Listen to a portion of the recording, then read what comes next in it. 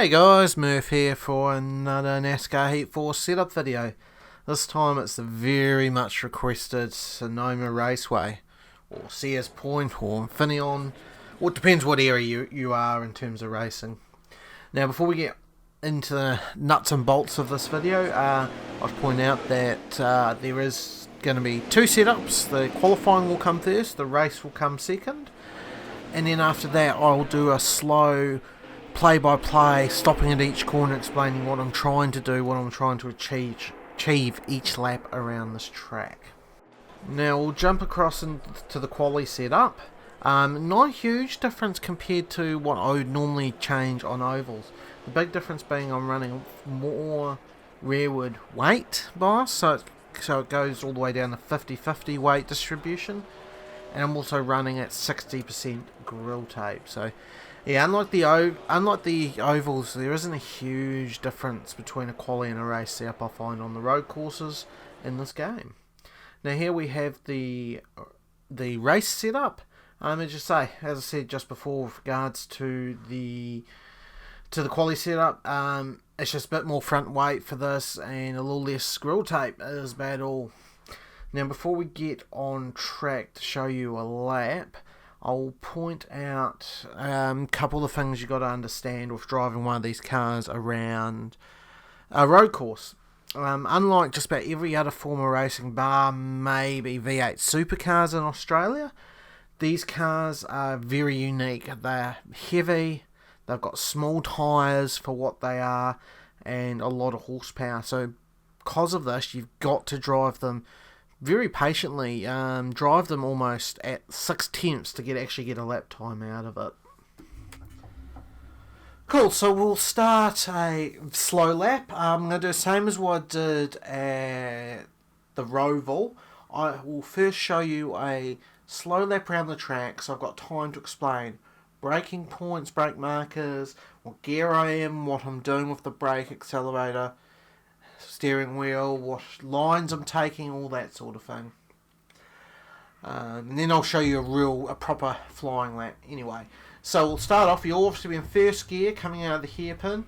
Change up to second, change up to third, drift the car over to the right. Then you want to apex this wall on the left, drift the car back out to the right. Now as you turn into apex this wall, you're going to start what they call trail braking.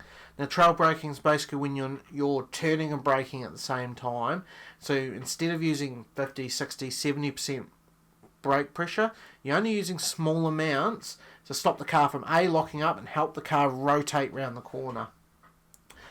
So you'll lift off just as you apex it. You'll start braking about where the O'Reilly sign is.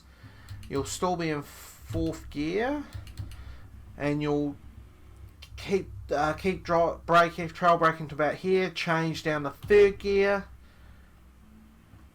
When you get through here, you'll straighten the wheel up about now. Once you straighten the wheel up, you go from that 10, 15, 20% brake pressure. That's when you go to a bit of threshold braking. You go up to like 50, 60, 70% brake pressure. You change down to second. You get off the brake pretty quickly. Now you'll be at part throttle here, only at like 30, 40, 50% throttle as you go through this corner, and you'll just slowly add more pressure, throttle pressure, 60, 70, 80, 90, and you'll finally get to 100 about now. Up to third gear, you'll get to where the road just kinks off to the right slightly, and you'll just add a wee bit of brake pressure, lift off as well obviously. Stay in third gear, clip the curb on the right, clip the apex on the left. Now you're only at about 30% throttle, just so you're not losing speed. You can't get back to anything more than that till you're over the hill. So that's where the car will want to spin out quite regularly. There's nothing you can do about it setup wise that I've managed to find. Maybe someone else can find something to solve that.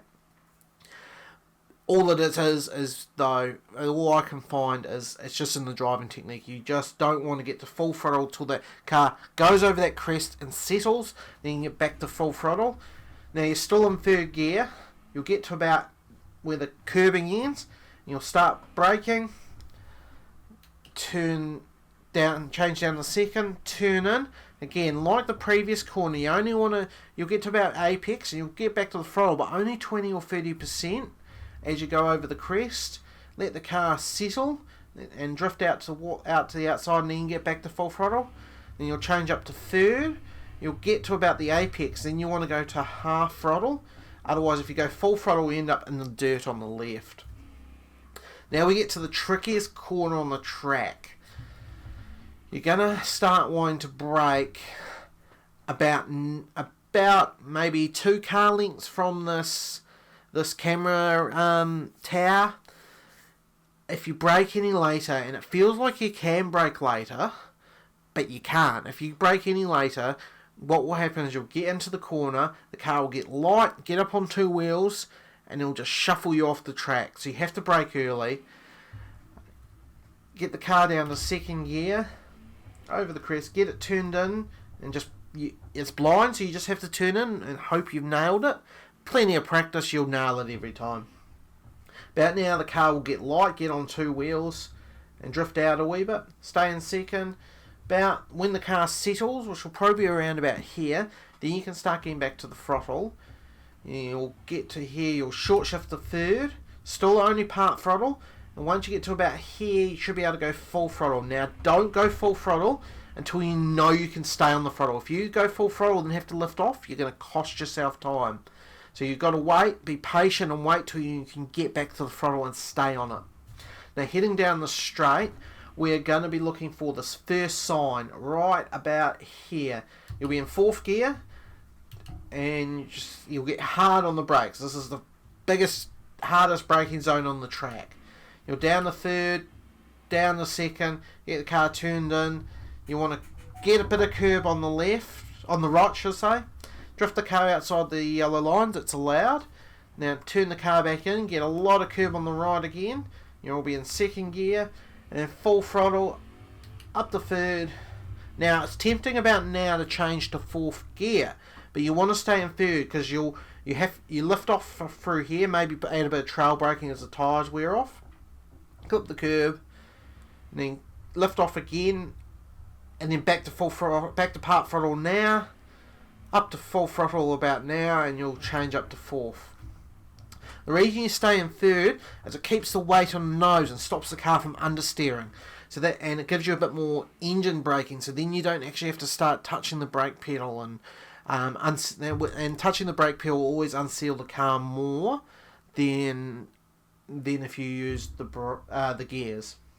Anyway, you'll be in 4th gear, and you'll get to where the IndyCar circuit comes back onto the main circuit, and you'll be trying to be as far over onto the left, but without touching the curb.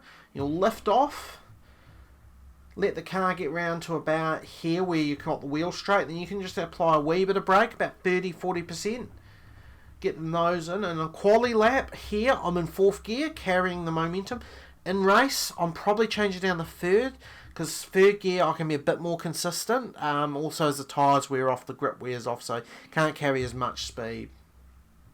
If you're in the race and you're in 3rd gear, you'll drift it out to the outside, change up to 4th quickly, and now we're looking for where this pit line straightens up and goes parallel with the track.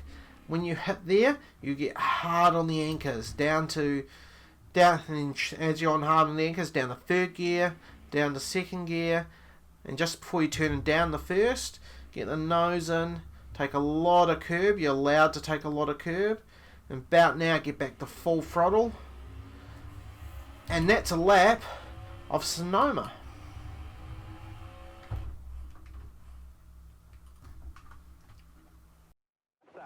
You got room, you're clear there.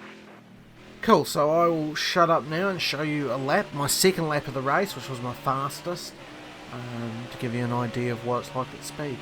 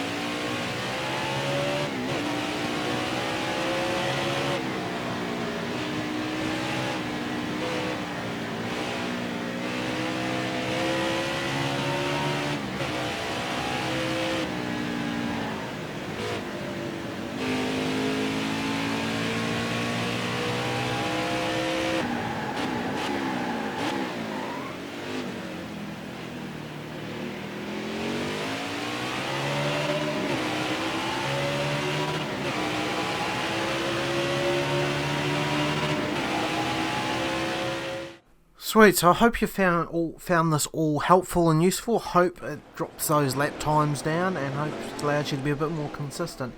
As I say, this car, you just got to be patient with it. Any NASCAR on a road circuit, you just got to drive it at 6 or 7 tenths from the limit. You don't drive it on the limit because the car, you won't get speed, and B, you're likely to spin out and crash.